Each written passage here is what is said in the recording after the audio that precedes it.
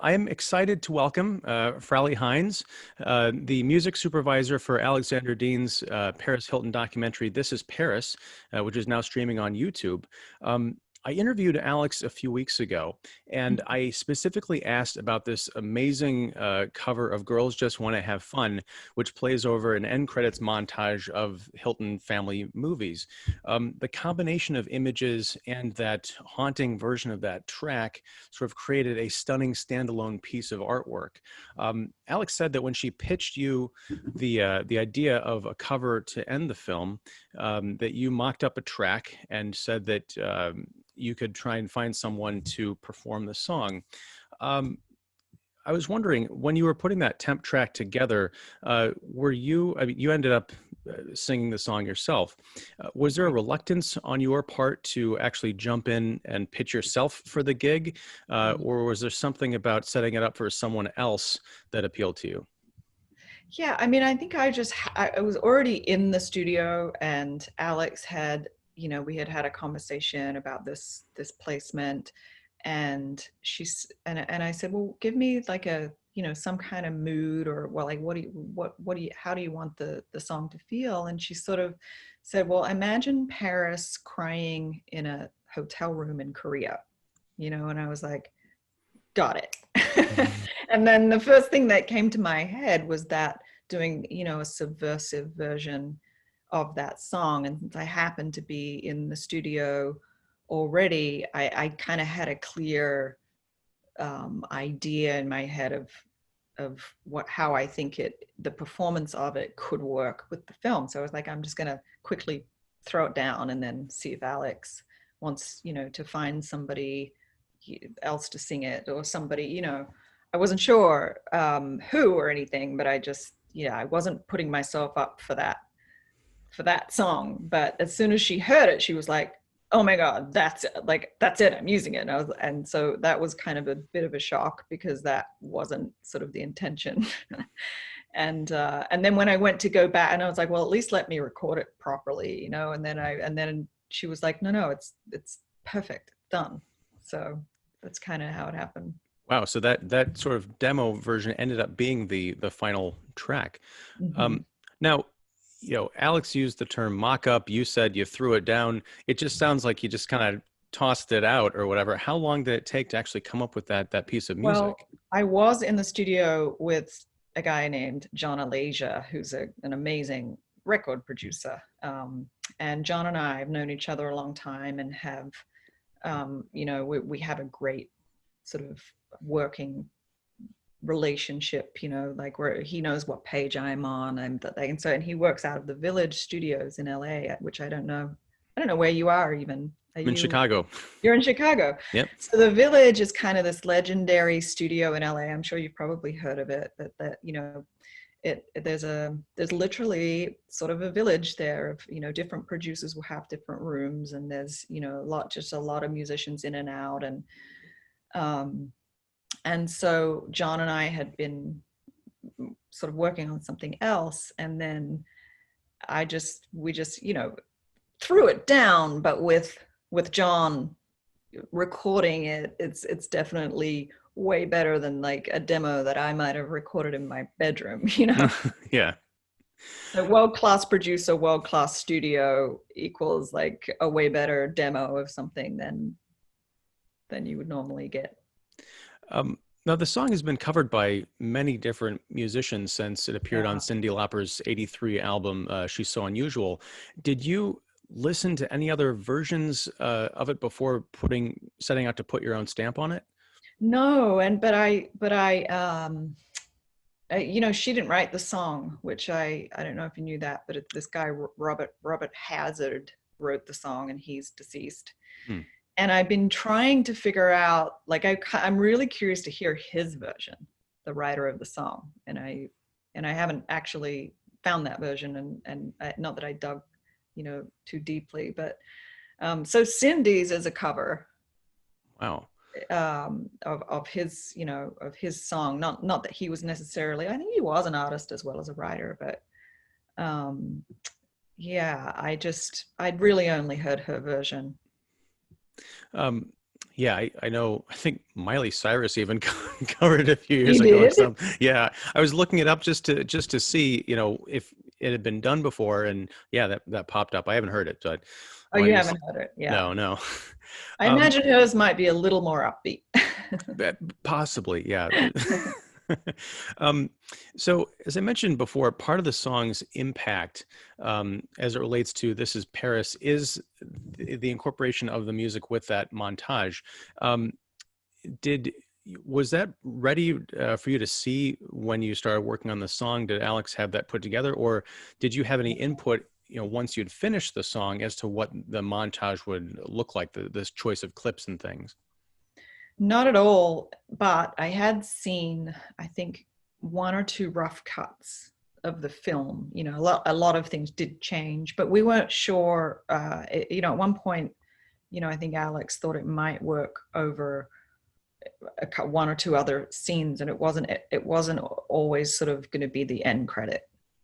So that kind of came, like, she wasn't exactly sure in the end, in the beginning, where she would place it, because the film took so many turns and changed so much as she was, so I think that it just, it ended up landing there. But I hadn't seen any of those home video montage end credits or anything, but they are pretty amazing.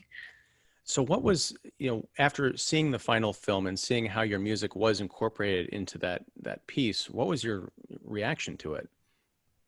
Well, I loved how the song, because often now, an end credit song in years gone by, I think, had more of an impact than it often does now, because sometimes you're watching something, the end credits go really fast and it's cut and it's on to the next thing, like when you're watching, like, on TV or a show, like, often, you don't even hear the end credit song, because people's attention span is already gone and they're on to the next thing. They don't want to see who did what on the film, unless, they have a relationship to that world.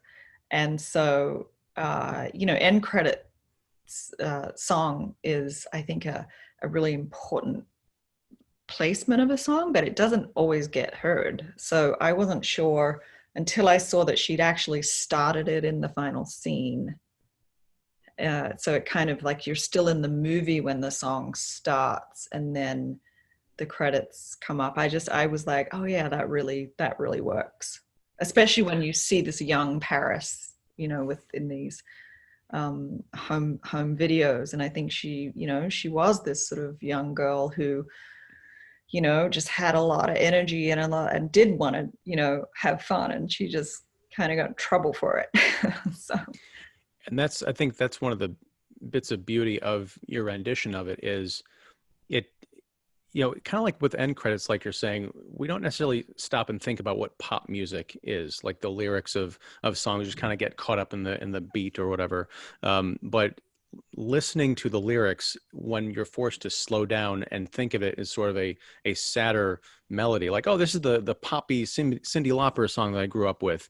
Now it's sort of sad. Why does it sound sad? Oh, because this is sort of what it's really about. In the yeah. context of Paris Hilton, that's even opening up the audience to a greater understanding or empathy with her. Yes, I agree. And I think that, it definitely, the song, the choice of the song and the performance of the song were definitely related to Paris, because that was a direct sort of thinking about her and what would work for that. But I also just did a cover, which I haven't released yet, around the same time, just for fun. But it was a cover of Ruby, Don't Take Your Love to Town. And I don't know if you know that song. I don't know. I would have to hear it I'm not necessarily good with titles. Yeah. Well, when I was a kid, I feel like, what's his name? Kenny Rogers had a huge hit with it. Okay. And it's this really fast country, version of it. And it's upbeat, like, and so when I kind of wanted to do a version of it, and I started singing it, and I was like, oh my God, I had no idea what this song was about. And it's like, this guy has been to the Vietnam War and, like, has lost his legs, and his wife is, like, is going out cheating on him, you know, and he wants to kill her.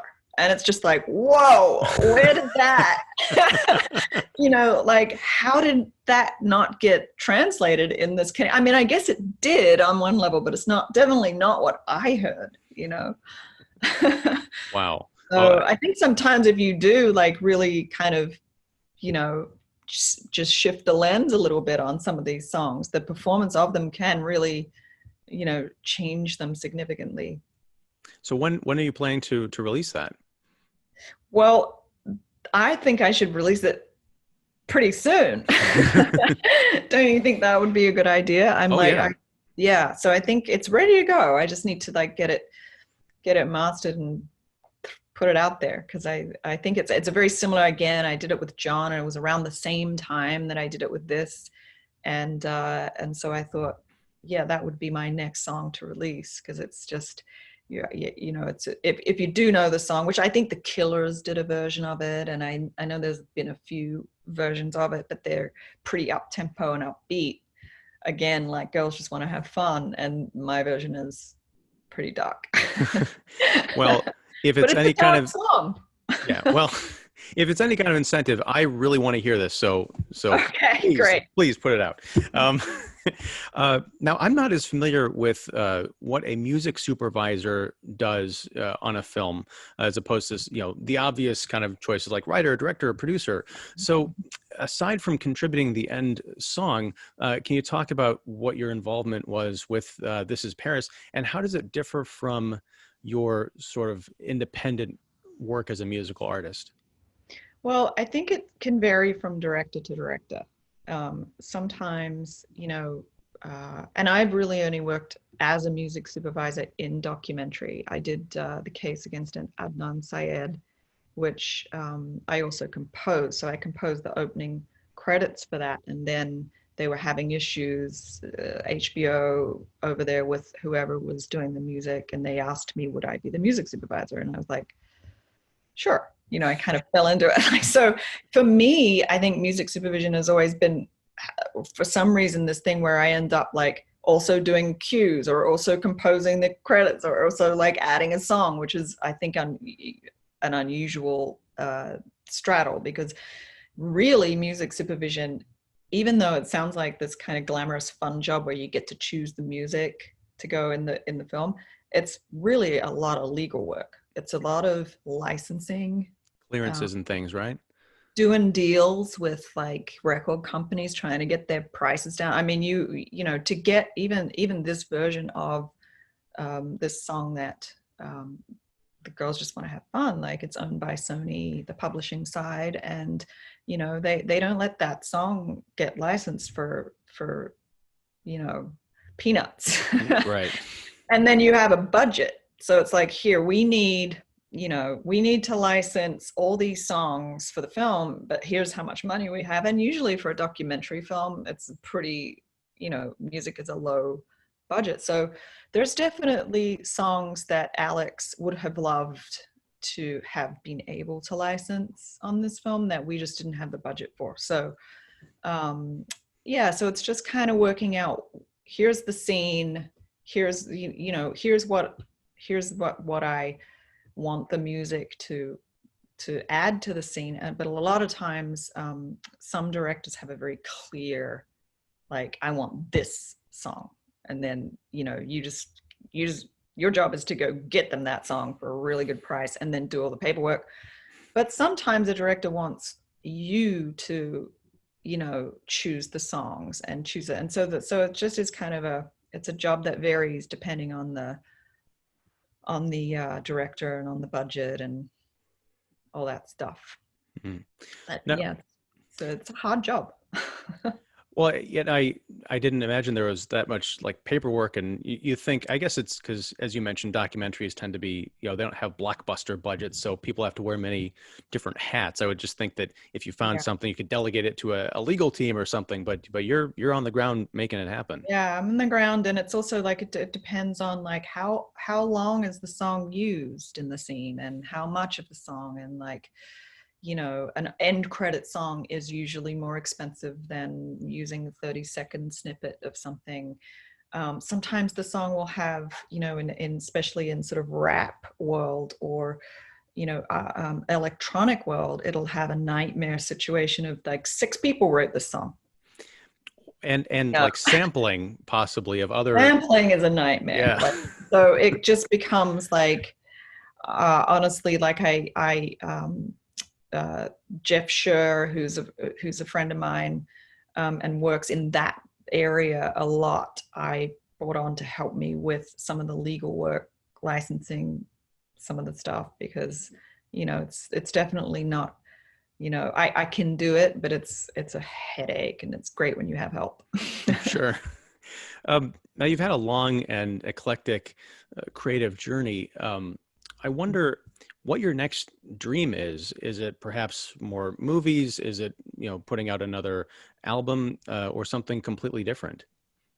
Well, I'm sort of been like entering more into composing world, and that's like the next couple of things that I'm working on are going to be composing for film, which is, again, that sounds like a dream job, but that also can be like a really hard job, because it's depending on who you're working with. So I love that world, and I think that my music is lends itself to being cinematic just naturally. So, but I also love just this idea of, I love a mission. Like if someone says, I want a song that, can you write a song for this character or this scene or this moment?